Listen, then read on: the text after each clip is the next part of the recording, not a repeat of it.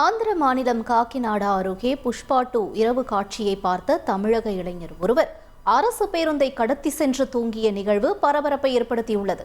இதை பற்றிய விவரங்களை செய்தியாளர் சரவணன் வழங்க கேட்கலாம். சரவணன் வணக்கம். இந்த விவகாரம் தொடர்பான முழு விவரங்கள் என்ன? தமிழகத்தைச் சேர்ந்த சாதிக் என்பவர் கடந்த ஞாயிற்றுக்கிழமை அன்று இரவு ஆந்திர மாநிலம் காக்கிநாடா அருகே உள்ள நரசிங்கப்பட்டினத்தில் புஷ்பா 2 இரவு இரண்டாவது கண்டுள்ளார். மேலும் படம் முடிந்த பிறகு தூங்குவதற்காக பேருந்து நிலையம் சென்ற நிலையில் பேருந்து நிலையத்தில் அதிகமாக கூட்டம் இருப்பதால் பேருந்தில் ஏறி உறங்கலாம் என்று யோசித்து பேருந்தில் ஏறியுள்ளார். அங்கு பேருந்தில் ஓட்டுநர் இருக்கை அருகே அதற்கான சாவி, அந்த பேருந்திற்கான சாவி இருந்ததை கண்ட அவர் உடனடியாக பேருந்தை எடுத்து சென்று பேருந்து எடுத்து அல்லூர் சீதாராமராஜு மாவட்டத்தில் உள்ள சிந்தலூர் பகுதியில் வைத்து உறங்கியுள்ளார்.